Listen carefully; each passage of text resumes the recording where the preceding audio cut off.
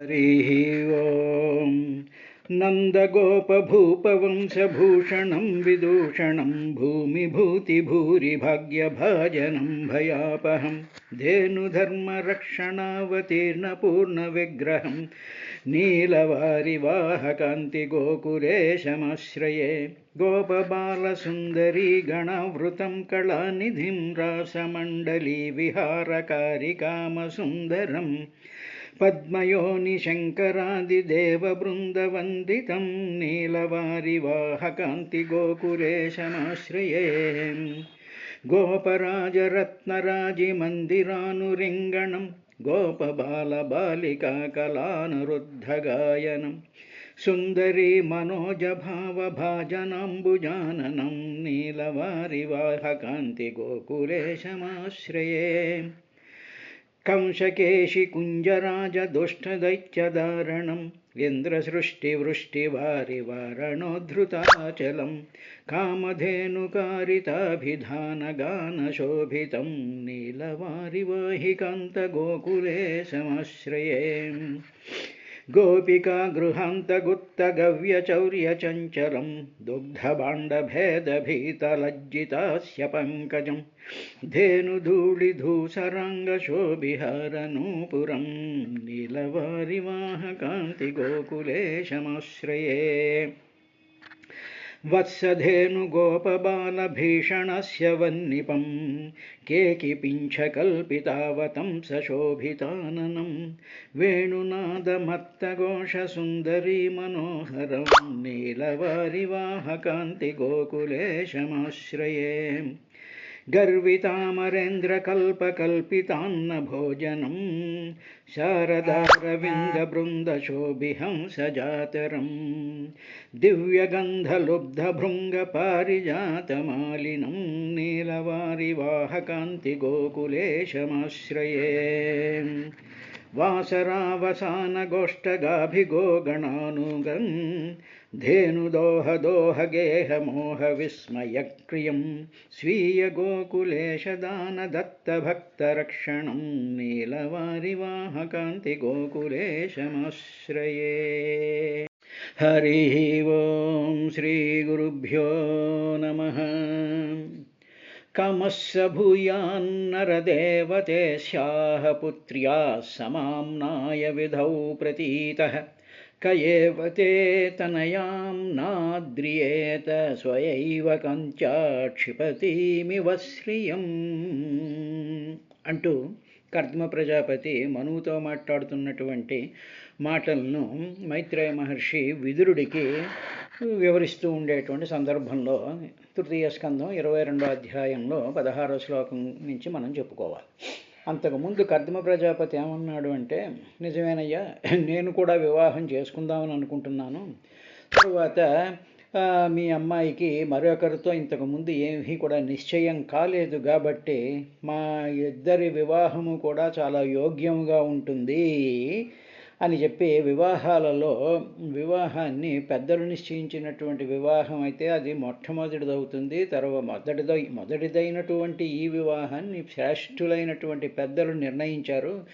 నా తరఫున శ్రీమన్నారాయణుడు నిర్ణయించాడు, నీ తరఫున మీ అమ్మాయి తరఫున నువ్వు వచ్చి నిర్ణయిస్తున్నావు కాబట్టి ఇది చాలా శ్రేష్టమైనటువంటి వివాహము అని చెప్పిన తరువాత, మీ అమ్మాయిని నేను చూశాను కదా, ఈ చూసినటువంటి మీ అమ్మాయి ఎలా ఉంది అంటే, స్వయైవ కాంచా క్షిపతీమివ శ్రియం. స్వయేవ, మీ అమ్మాయిలో బ్రహ్మాండమైనటువంటి కాంతి ఉందయ్యా. స్వయా ఏవ, తనదైనటువంటి ఒక కాంతి ఉంది. ఆ కాంతి ఎలా ఉంది అంటే, శ్రియం క్షిపతీం ఇవ.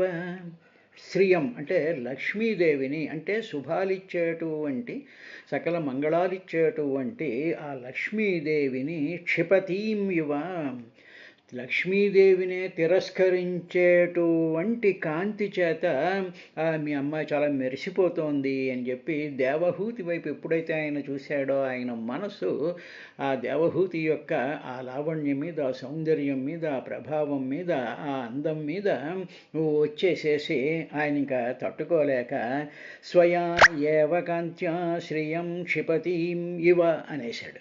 అనేసేసిన తరువాత అప్పుడు ఇంకోటి కూడా ఆయన ఏమన్నాడంటే, కామస్స భూయాన్ నరదేవ, ఓ నరదేవ అంటే నరులందరికీ కూడా రాజు అయినటువంటి ఓ ఓ మను చక్రవర్తి, తర్వాత నీ పుత్ర్యా కుమార్తె ఏం కోరుకుంటోంది అంటే, కామహ మీ అమ్మాయి ఒకటి కోరుకుంటోంది. ఏమిటి కోరుకుంటోంది? కామ కోరుకుంటోంది, సహ అంటే ఆ వివాహం చేద్దామని మనం ఒప్పందం చేసుకున్నాగా, ఆ వివాహం ఎలా జరగాలి అనేటువంటిది మీ అమ్మాయికి ఒక కోరిక ఉందయ్యా. అదేమిటంటే, సమామ్నాయ విధౌ, వేదోక్త వివాహ విధియందు ఏ విధమైనటువంటి విధానాలు ఉంటాయో ఆ విధానాలుగా సమామ్నాయ విధౌ, ఆమ్నాయము అంటే వేదం, సమ అంటే వేద విధులతో కూడుకున్నటువంటి విధౌ ఆ పద్ధతుల ప్రకారము కామః సహ ఆ వివాహం అలా జరగాలి అని చెప్పి తేస్యాహ పుత్ర్యా నీ పుత్రిక ఆ విధంగా కోరుకుంటోంది.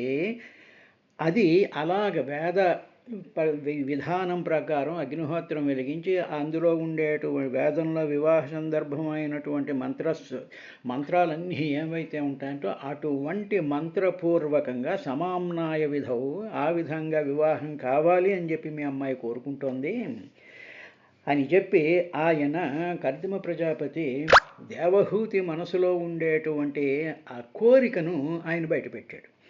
ఏమిటండి ఈయనకి ఎలా తెలిసిందండి అనేటువంటిది కానీ మనం జాగ్రత్తగా గమనించుకున్నట్లయితే ఇందులో ఒక రహస్యం ఉంది. దేవహూతి ఆవిడ పేరు ఏమిటి? అమ్మాయి పేరు దేవహూతి. ఇప్పుడు ఈ మను చక్రవర్తి కానీ, శతరూప కానీ, దేవహూతి కానీ, ఈ మను వెనకాల వచ్చినటువంటి సైన్యాలు కానీ, అక్కడ వాళ్ళ దేశాల్లో ఉండేటువంటి ప్రజలు వీళ్ళందరి గురించి వస్తున్నారు కదా, వీళ్ళందరూ కూడా ఏ విధంగా ఉన్నారంటే ఇప్పుడు మానవ శరీరాలు ధరించి కాకుండా తేజోస్వరూపాలలాగా, అంటే ఏమిటి, ఆ తేజస్వరూపంలాగా ఉంటూ ఆ తేజస్సుకి మళ్ళీ కాళ్ళు చేతులు అవన్నీ ఉంటాయి, మనసు బుద్ధి ఉంటాయి, ఆనందాలు సుఖాలు దుఃఖాలు ఆ తేజస్సుకు ఉంటాయి, ఆ వెలుగుల్లా ఉంటారన్నమాట. అంటే పరిపూర్ణంగా పాంచభౌతికమైనటువంటి పంచప్రాణాత్మకమైనటువంటి పంచకోశాత్మకమైనటువంటి ఇప్పుడు మనం చూస్తూ ఉండేటువంటి విధానాలుగా కాకుండా తేజోరూపాలలో ఉండేటువంటి పరిస్థితి అప్పుడు అక్కడ జరిగింది. అప్పటి విషయాన్ని మనం ఎప్పుడు గుర్తుపెట్టుకోవాలి. ఇంకా రాలేదుగా, సృష్టి రాలేదు కాబట్టి ఆ విధంగా ఉన్నారు. ఇప్పుడు దేవహూతి అని వాళ్ళ అమ్మాయికి పేరు పెట్టాడు. దేవ అంటే దేవతలను, అంటే దివ్యతే ఇది దేవ అంటే వెలుగులు అని అర్థం. వెలుగు అనేటువంటి దానికి ఎప్పుడు మనం అర్థం చేసుకోవాల్సింది ఏమిటంటే, వెలుగు అంటే కాన్షియస్నెస్, చైతన్యము, ప్రకాశము, మనకు తెలివి ఇచ్చున్నటువంటిది, మనకు క్రియేటివ్ శక్తిని కలిగించేటువంటి ఆ స్థితిని దేవ అంటారు. అంటే ఏమిటి, ఏదైనా ఒక సృష్టి చెయ్యాలి అన్నాం అనుకోండి, ఏదైనా ఒకటి తయారు చెయ్యాలి అని అన్నప్పుడు తయారు చేసేటువంటి ఆ ప్రాసెస్, ఆ తయారీలో ఉండేటువంటి ఆ ఇంటెలిజెన్స్, ఆ తెలివిని దేవ అంటారు. అందువల్ల హూతము అంటే ఏమిటంటే హూయతే అనయేతి హూతి, అంటే దేవతలను పిలుచునటువంటిది. దేవహూతి అంటే అర్థం ఏంటంటే దేవతలను పిలుచునటువంటిది, ఆహ్వానించేటువంటిది. అందువల్ల ఈ దేవహూతి ఎవరు అంటే సమస్తమైనటువంటి చైతన్యాన్ని, ఇంటెలిజెన్స్ని, బుద్ధిని, ధర్మాన్ని, తరువాత సమస్త దేవతలలో ఉండేటువంటి శక్తులను పిలిచేటువంటి ఆ మానసిక అవస్థ ఉంది చూసారా, దానిని దేవహూతము అంటారు. అంటే ఏమిటన్నమాట, అందువల్ల ఆయన అన్నాడు తేస్యాహ పుత్ర్యా సమామ్నాయ విధౌ ప్రతీత. అందువల్ల ఈ దేవహూతి హుతము అంటాం, అంటే హోమాలు యజ్ఞాలు అవన్నీ చేసేటప్పుడు హుతం చేస్తూ ఉంటాం చూసారా, హుతం చేయడం అంటే అస్వాహ అంటాం అని దాన్ని వేస్తాం, అంటే దేవతలను ఆహ్వానిస్తాం అన్నమాట. మీరు ఇలా ఇంద్రాయ స్వాహ, నువ్వు రావయ్యా, వచ్చి దీన్ని తీసుకో అని చెప్పి హూతము, హూతి పిలిచి వాళ్ళకి ఇవ్వడం అన్నమాట. అందువల్ల దేవహూతి అనేటువంటిది ఏమిటంటే యజ్ఞస్వరూపంలో ఆహ్వానం చేసేటువంటి మంత్రస్వరూపమైనటువంటిది. కాబట్టి అటువంటి ఆహ్వానం చేసేటువంటి మంత్రస్వరూపాన్ని దేవహూతి అంటారు. ఎందుకు ఈయనకి ఇంకా భార్య కింద కావాల్సి వచ్చిందంటే ఆ దేవతల సహకారంతో కర్దమము అంటే ఈ మెటీరియల్ ఆస్పెక్ట్స్లోకి ఆ దేవతల యొక్క శక్తి ప్రవేశించినప్పుడు అప్పుడు ఈ మ్యాటర్ అంతా కూడా మారి జీవుల కింద మారుతూ ఉంటుంది. అందువల్ల ఆయన ఏమన్నాడంటే నీ యొక్క పుత్రిక వేద విధానంగా వివాహం చేసుకోవాలి అని కోరుతోంది అన్నారు. అంటే వేద విధానంగా అంటే ఏమిటి? వేదంలో అనేక రకాలైనటువంటి మంత్రాలు ఉంటాయి, వాటి యొక్క ప్రయోజనాలు ఉంటాయి, వాటి యొక్క వినియోగాలు ఉంటాయి. అవి చాలా మంగళప్రదమైనటువంటివి. ఆ మంత్రాల యొక్క ఆవరణలో వివాహాలు కానీ జరిగినట్లయితే అప్పుడు ఆ వ్యవస్థ పటిష్టంగా ఉంటుంది, అది నిలకడగా ఉంటుంది.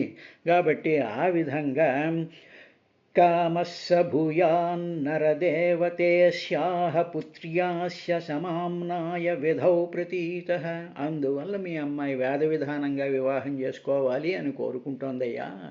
ఎందుకంటే వివాహాలు అనేక రకాలైనటువంటి వివాహాలు ఉన్నాయి కదా మనం శాస్త్రంలో. ఏదో రాక్షస వివాహం, గాంధర్వ అలా కాకుండా వేద విధానంగానే చేయాలి. ఎందుకంటే దేవతలను పిలిచేటువంటి ఆహ్వానించేటువంటి మంత్రస్వరూపం కాబట్టి ఆ మంత్రానికి ఎప్పుడూ దేవతలను పిలవడమే తెలుసు. కాబట్టి ఆ పిలిచేటువంటి ఆహ్వానం పలికేటువంటిది దేవహూతి. తరువాత అందువల్ల ఆవిడ స్వయైవ కాంత్యా క్షిపతిమివ శ్రియం, లక్ష్మీదేవి కాంతిని మించిపోయినటువంటి కాంతితో ఉందయ్యా అని చెప్పిన తర్వాత అటువంటి ఆమెను కయేవతే తనయాం నాద్రియేత, అటువంటి లక్ష్మీదేవిని మించిపోయినటువంటి సౌందర్యం కాంతి కలిగినటువంటి మీ అమ్మాయిని కయేవతే తనయాం నా అద్రియేత, ఎవడు కాదంటాడయ్యా, ఎవడు స్వీకరించడయ్యా. కాబట్టి I'm ready to marry her అని చెప్పాడయ్యా అని చెప్పి విదురుడికి చెప్పిన తరువాత ఇంకొక వేదమంత్రాల్లో మనకు వచ్చేటువంటి ఒకానొక విధి, ఒకానొక మంత్రానికి సంబంధించినటువంటి అర్థాన్ని ఆయన చెప్తూ ఏమిటన్నాడంటే యాం హర్మ్యపృష్ఠే క్వణదంగ్రిశోభాం విక్రీడతీం కందుకవిహ్వలాక్షీం విశ్వావసున్యపతాత్సిద్విమానాత్ విలోక్య సమ్మోహ విమూఢచేతాః. ఓ మన చక్రవర్తి, ఓసారి ఏం జరిగిందో తెలుసునా? ఓసారి మీ అమ్మాయి ఏం చేస్తోందంటే నీ భవనం యొక్క ప్రాసాదం పైకి మేడ మీదకి వెళ్ళి అక్కడ బంతాట ఆడుకుంటోందయ్యా. హర్మ్యపృష్ఠే, నీ భవనం యొక్క ఆ పై అగ్రభాగంలోకి వెళ్ళి విక్రీడితం ఆడుతోంది. ఆడుతూ ఉండేటప్పుడు ఇదేంతో ఆడుతుందంటే ఒక బంతి పట్టుకుని ఆడుతోంది. కందుక విహ్వలాక్షి, బంతి పైకి వేసి ఆ బంతి ఎటు వెళ్ళిపోతుందో అని చెప్పి దాన్ని చూస్తూ వ్యాకులమైనటువంటి కళ్ళతో అది అటు వెళ్ళిపోతుందేమో అటు పరిగెట్టి ఇటు పరిగెట్టి ఇలాగా పరిగెడుతూ ఉన్నప్పుడు క్వణతంగ్రి శోభాం, ఆమె కాళ్ళకుండేటువంటి ఆ గజ్జల యొక్క ఆ ధ్వని అంతా కూడా వ్యాపించిపోతూ ఉండేటువంటి సమయంలో ఏం జరిగింది అంటే యాం, అటువంటి సమయంలో దేవహూతిని ఆ దేవహూతిని విలోక్య ఒకడు చూశాడయ్యా. ఎవడు చూసినటువంటి వాడు ఎలా చూశాడంటే సమ్మోహ విమూఢచేతాః, చూసిన వెంటనే ఆ అందానికి, ఆ శరీర సౌందర్యానికి, ఆడుతూ ఉండేటువంటి దానికి, ఆ కదలికలకి, వీటిలన్నిటినీ చూసి మోహం చెందిపోయి సమ్మోహంలో పడిపోయి విమూఢచేతాః, ఒకడి మనసంతా కూడా విమూఢమై వికలమైపోయినటువంటి వాడు విశ్వావసుడు అనేటువంటి గంధర్వుడు చూశాడయ్యా మీ అమ్మాయిని అలాగా ఆడుతూ ఉంటే. అప్పుడు వాడు అలా చూస్తూ ఆ విమానం చివరికంటా వచ్చేసేసి స్యాత్, తన యొక్క ఆ విమానం నుంచి న్యాపతత్ కింద పడిపోయాడు అన్నాడు. అంటే ఈవిడు బంతాట ఆడుకుంటూ ఉంటే ఆ బంతి ఆడుతూ ఆ బంతి మీద ఆవిడ దృష్టి ఉండి అటు ఇటు పరిగెడుతూ ఉంటే ఆ సౌందర్యానికి అంతా చూసేసి విమానం మీద దగ్గరగా వెళుతూ ఉండేటువంటి ఒక గంధర్వుడు ఇలా చూస్తూ చూస్తూ కబీలమని కింద పడిపోయాడు అని చెప్పాడు. అదే మామూలుగా చూసామనుకోండి, ఎవరైనా ఎవడో సెల్ ఫోన్ చూసుకుంటూ వెళ్తుంటాడు, ఇంతలో ఎవరో ఆడాళ్ళ నుంచి వెళ్తూ ఉంటాడు, ఇలా ఇలా చూసే డ్రైనేజీలో పడిపోతాడు చూసారా. అలాగా ఈ విశ్వావసు అనేటువంటి గంధర్వుడు స్యాత్ విమానాత్ జ్ఞాపతాత్ కింద పడిపోయాడు అన్నాడు. పడిపోయాడు అని ఇదేమిటి, ఏం మాట్లాడుతున్నాడు అర్థముడు అని చెప్పి మనకి అనుమానం వస్తుంది. మను చక్రవర్తికి ధర్మశాస్త్రం తెలిసినటువంటి వాడు కాబట్టి ఈ గంధర్వుడు ఎవరు, ఈ అమ్మాయి ఆడడం ఏమిటి, ఈ విధమైనటువంటిది మన మంత్రాలు వేద మంత్రాల్లో ఇలాగా చాలా గంభీరంగా గుహ్యంగా అంటే కొంచెం అది అంత ఈజీగా బోధపడేటువంటి విధంగా మంత్రాలు ఉండవు. ఇక్కడ ఏమిటంటే ఇక్కడ చెప్పవలసినటువంటి విశేషం ఏమిటంటే, సాధారణంగా అటు పురుషుడు కానీ ఇటు స్త్రీ కానీ సర్వపురుషుల సంపద అయిన యౌవన మాధుర్యమును విశ్వావసుడు అంటారు. విశ్వావసుడు అంటే ఏమిటన్నమాట, ఇప్పుడు ఒక వ్యక్తి ఉందనుకోండి, ఒక వ్యక్తి ఉన్నాడు అనుకోండి, చిన్నపిల్లాడు ఉన్నాడు అనుకోండి, వాడిలోకి అప్పటికి యవ్వన మధుర భావములు వాడిలో రావు.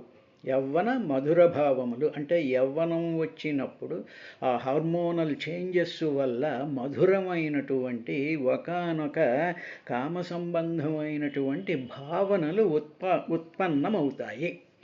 అలాగా ఆ యవ్వన సంపద యొక్క మధుర భావాన్ని విశ్వావసుడు అంటారు.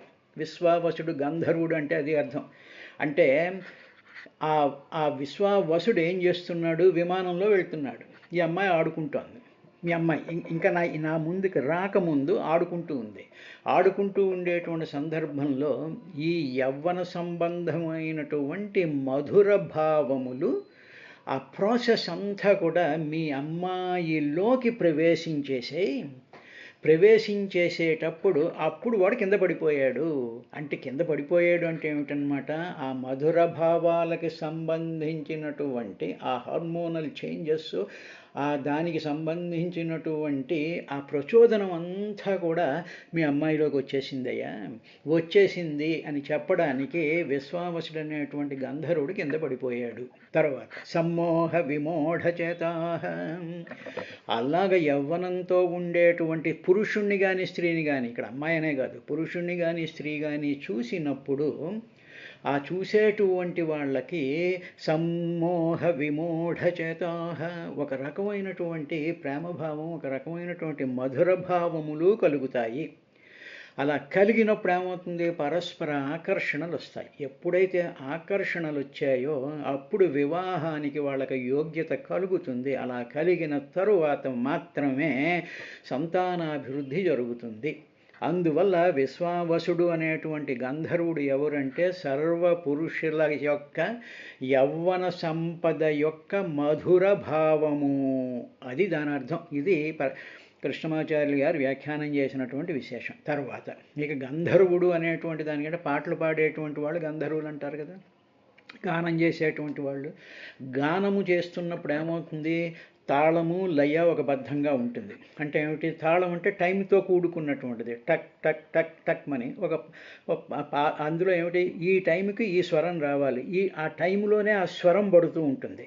ఆ స్వరం, ఆ పదం, ఆ రాగం ఆ టైం ప్రకారం వెళ్తూ ఉంటుంది. కాబట్టి అలాగ టైం ప్రకారము ఎక్స్ప్రెస్ చేసేటువంటి ఆ స్థితిని గాంధర్వము అంటారు. కాబట్టి ఈ గాంధర్వము అంటే ఆ టైం ప్రకారం, ఆ వ్యవస్థ ప్రకారం, ఆ టైంలో ఈ శరీరాలలో ఈ మధురమైనటువంటి భావాలు జ్ఞాపతత్ వచ్చి పడ్డాయి. ఇది ఈ మంత్రానికి ఉండేటువంటి, అందువల్ల మనకి వివాహంలో ఈ మంత్రాలు ఉంటాయి. అదేవిధంగా అగ్నిహోత్రం వెలిగించి చేయాలంటారు. అందుకని వివాహం చేసుకునేటువంటి కన్యని ముందు ఎవరో 2-3 పెళ్లి చేసుకుంటారు అనేటువంటి ఉంటే వెర్రి వ్యాఖ్యానాలు చేశారు తెలియనటువంటి మూర్ఖులు. ఈ గంధర్వుడు వచ్చి ఆవిడ్ని మోహించాడు అని అన్నప్పుడు అది తప్పర్థాలు. అలా కాదు, ఈ విధంగా అది అలాగే అగ్నిహోత్రం ఉంటుంది. అగ్నిహోత్రం అనే దగ్గర చేస్తున్నారంటే అగ్నిహోత్రానికి సంబంధించినటువంటి మంత్రాలు. అగ్నిహోత్రం కూడా ఆ వరుణ్ణో లేకపోతే ఆ వధువునో వరిస్తుంది అంటే ఏమిటన్నమాట, దానికి సంబంధించినటువంటి వేడి, దానికి సంబంధించినటువంటి రియాక్షన్స్ వస్తూ ఉండాలి. అదేవిధంగా వాయువు అంటారు. అదేవిధంగా ఒక 5-6 పద్ధతులు ఉన్నాయి. దాని ప్రకారము వివాహం జరుగుతుంది. అది కర్దమ ప్రజాపతికి ఆ వేద వ్యాఖ్యానం అంతా తెలుసు కాబట్టి ఆయన ఈ విధంగా చెప్పాడు. ఈమె సౌందర్యాన్ని చూసి విశ్వావసుర్న్యపతాత్, విశ్వావసుడు న్యపతాత్ కింద పడిపోయాడయ్యా విమానాత్. ఎలా పడ్డ విలోక్య, అలాగ చూస్తూ సమ్మోహ విమూఢచేత. ఈ డ్రైనేజ్లో ఆడాలను చూసి పడిపోతే పోకిరి వాళ్ళు ఉంటారే, అలా తీసుకోకూడదు అర్థం.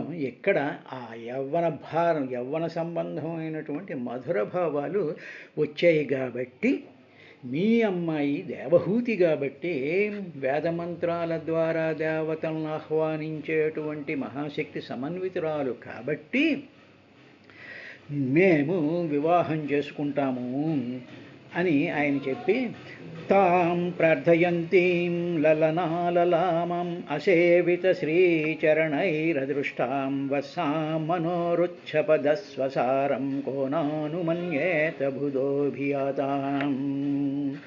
తర్వాత ప్రార్థయంతీం తాం, ఈ అమ్మాయి ఉందే మీ అమ్మాయి, ప్రార్థయంతి భర్తను కోరుకుంటోంది స్వామి.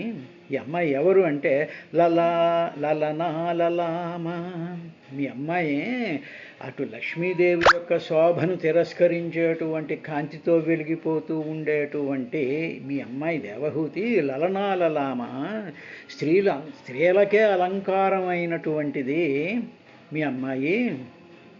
తరువాత మీ అమ్మాయి ఎవరికి కనిపించదయ్యా, ఎవరికి కనిపించదు అంటే అసేవిత శ్రీచరణై అదృష్టాం,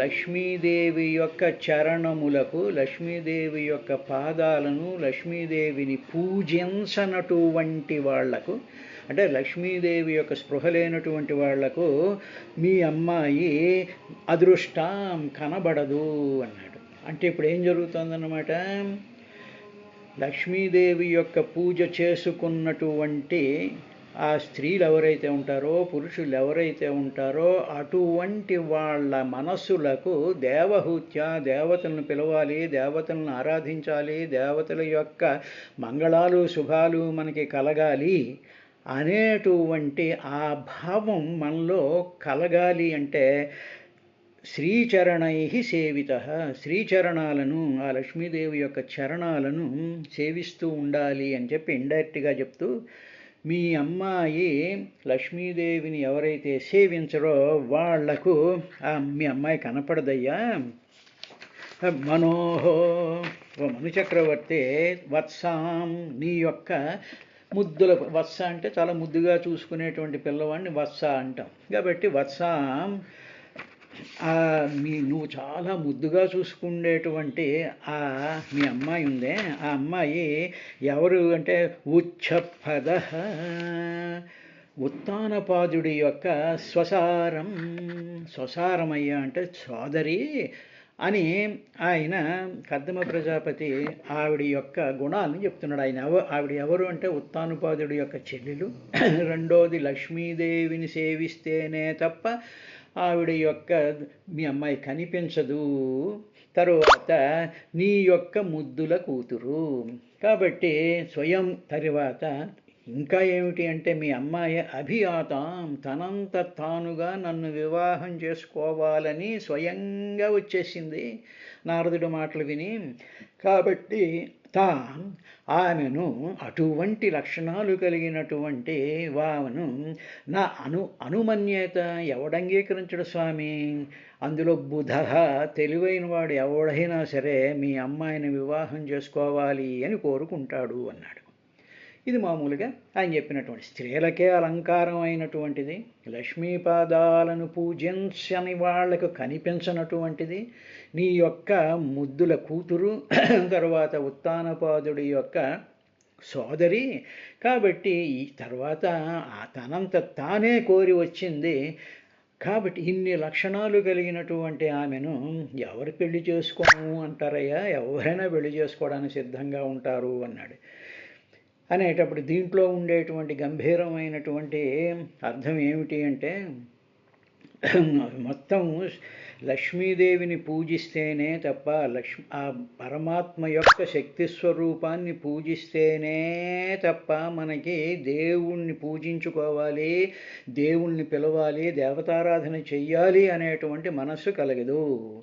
తరువాత అలాంటి భావమే స్త్రీలకు అలంకారము.